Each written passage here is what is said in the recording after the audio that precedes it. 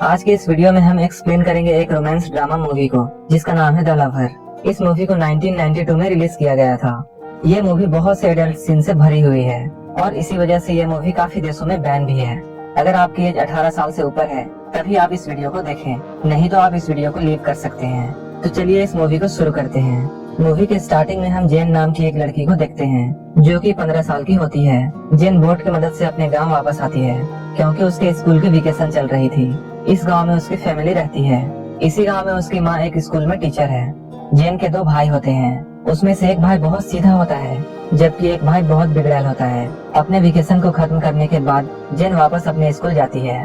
वो स्कूल जाने के लिए एक बोट पर चढ़ती है। उस बोट पर एक अमीर बिजनेसमैन भी होता है जिसका नाम टोनी है। टोनी वहाँ पर आकर जेन से बातें करता है। वो जेन को बताता है कि वो ईसाई बान की तरफ जा रहा है क्योंकि जेन को भी वहीं जाना था।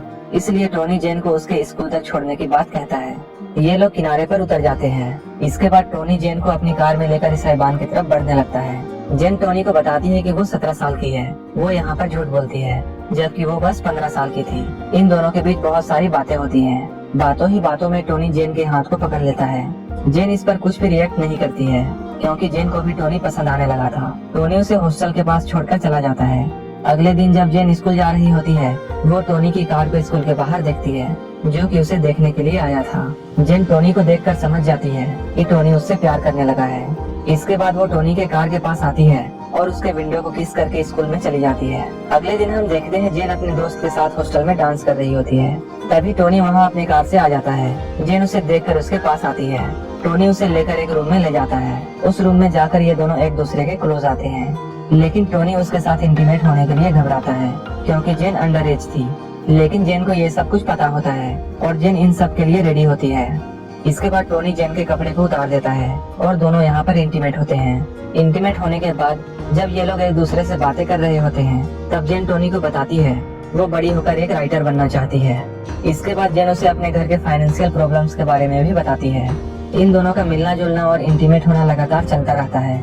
ऐसे करते हुए काफी दिन गुजर जाते हैं। एक बार टोनी जब जेन के साथ डिनर कर रहा होता है तब टोनी उसे बताता है कि वो उससे शादी नहीं कर सकता है क्योंकि वो एक चाइनीज है और वो सिर्फ एक चाइनीज लड़की से ही शादी कर सकता है। ये सुनकर जेन वहाँ पर कुछ खास रिएक्ट नहीं करती है, लेकिन रात में घर आने के बाद वह बहुत सैड हो जाती है, जिससे हमें ये पता चलता है कि जेन भी उसे पसंद करती है। ये सब जानने के बाद भी जेन उसके साथ इंटीमेट हुआ करती थी। टोनी उसे अक्सर अपने रूम में लाता था और उसके साथ इंटीमेट होता था। ऐसा करते करते काफी दिन बीत जाते हैं। अब जेन के लिए टोनी का प्यार और भी ज्यादा बढ़ने लगता है।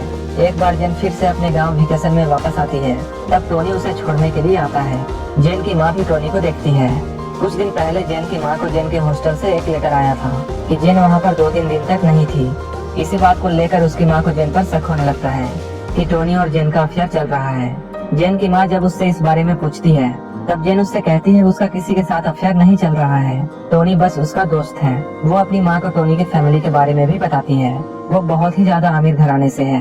जेन की इन बातों को सुनकर जेन की माँ को लालच आ जाता है और वो जेन से कहती है वो टोनी से कुछ पैसे मांगे क्योंकि इन लोगों को काफी ज्यादा फाइनेंशियल प्रॉब्लम है। इसके बाद टोनी, जेन और उसकी फैमिली साथ में डिनर के लिए एक होटल में जाते हैं। वहाँ पर टोनी इन लोगों को अपनी फैमिली के बारे में बताता है, लेकिन जेन की फैमिली में से कोई भी टोनी की बात पर ध्यान नहीं दे रहा था क्योंकि वो लोग पहली बार इतने अच्छे होटल में खाना खा रहे थे। उन लोगों का सारा ध्यान सिर्फ खाने पर होता है। वहाँ पर टोनी को जेन की फैमिली पर बहुत गुस्सा आता है। यहाँ पर टोनी समझ जाता है कि उन लोगों को सिर्फ पैसों की ही फिक्र है। डिनर के बाद टोनी फिर से जेन को रूम में ले जाता है और गुस्से से वायलेंट होकर जेन के साथ इंटीमेट होता है। इंटीमेट होने के बाद जेन टोनी से कुछ पैसे मांगती है। टोनी उसे वहाँ पर कुछ पैसे दे देता है। ये बात जब जेन की माँ को पता चलती है वो अपनी बेटी को रोकने के बजाय उसे और ऐसा करने के लिए उकसाती है क्योंकि उसे ऐसा करने के लिए पैसे मिल रहे थे। कुछ दिन ऐसे ही बीत जाते हैं, लेकिन अब जेन को अपनी आगे की पढ़ाई पूरी करने के लिए फ्रांस जाना होता है। वो टोनी को इसके बारे में बताती है। टोनी ये बात जानकर अपनी माँ की रिंग उसे गिफ्ट करता है। इस सीन को देखकर हमें ऐसा लगता है जैसे अब टोनी जेन से प्यार करने लगा है। इसके बाद टोनी अपने फादर के पास जाता है और वहाँ जाकर वो जेन के बारे में बताता है। वो कहता है वो उससे शादी करना चाहता है, लेकिन उसके फादर इस शादी के लिए इनकार कर देते हैं क्योंकि जेन चाइनीज नहीं थी। टोनी इसके बारे में जेन को बताता है। टोनी यहाँ पर कहता है अगर वो लोग भाग कर शादी करेंगे तो जायदाद में से उसे कोई भी हिस्सा नहीं मिलेगा। ये सुनकर जेन उससे कहती है वो उससे प्यार नहीं करती है। यहाँ पर दोनों एक दूसरे के साथ ऐसे रिएक्ट करते हैं जैसे कोई भी किसी को प्यार नहीं करता है, लेकिन रियलिटी ये होती है कि दोनों एक दूसरे से बहुत प्यार करते हैं। इसके बाद जेन घर आती है। उसकी माँ उसके हाथों में एक रिंग देखती है जो कि टोनी ने उसे दिया है। उस रिंग को वो अपने पास रख लेती है।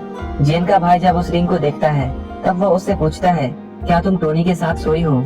यहाँ पर इन लोगों की लड़ाई होने लगती है। कुछ दिन बाद टोनी की एक दूसरी लड़की से शादी होने वाली होती है। जेन भी टोनी को दूर से देख रही होती है। इसके बाद वो अपने घर आती है और अपनी फैमिली के साथ फ्रांस जाने के लिए तैयार हो जाती है। इसके बाद वो टोनी से मिलने के लिए उस रूम में भी जाती है जहाँ ये दोनों अक्सर मिला करते थे। जेन वहाँ पर उसका वेट करती है, लेकिन टोनी वहाँ नहीं आता है। इसके बाद जेन वापस चली जाती है। जेन आज ही फ्रांस जाने वाली होती है। वो जाने के लिए शिप पर चढ़ती है। वो बोट के ऊपर से टोनी की कार को देखती है। उस कार को देखने के बाद वो समझ जाती है कि टोनी यहीं पर है। शिप वहाँ से आगे बढ़ने लगती है। उस रात जेन टोनी को याद करके बहुत रोती है। इसके बाद हमें मूवी में काफी सालों बाद का वक्त दिखाया जाता है, जहाँ हम देखते हैं जेन एक राइटर बन चुकी है। इसके बाद जेन को टोनी की तरफ से एक लेटर मिलती है जिसमें टोनी ने उसके बारे में लिखा था कि वो सिर्फ और सिर्फ उसी से प्यार करता है और वो हमेशा बस उसी से प्यार करेगा। और यहीं पर यह मूवी खत्म हो जाती है। अगर आपको यह मूवी पसंद आई तो एक लाइक जरूर कर देना। साथ ही ऐसे ही मूवी देखने के लिए हमारे चैनल को जरूर सब्सक्राइब कर लेना।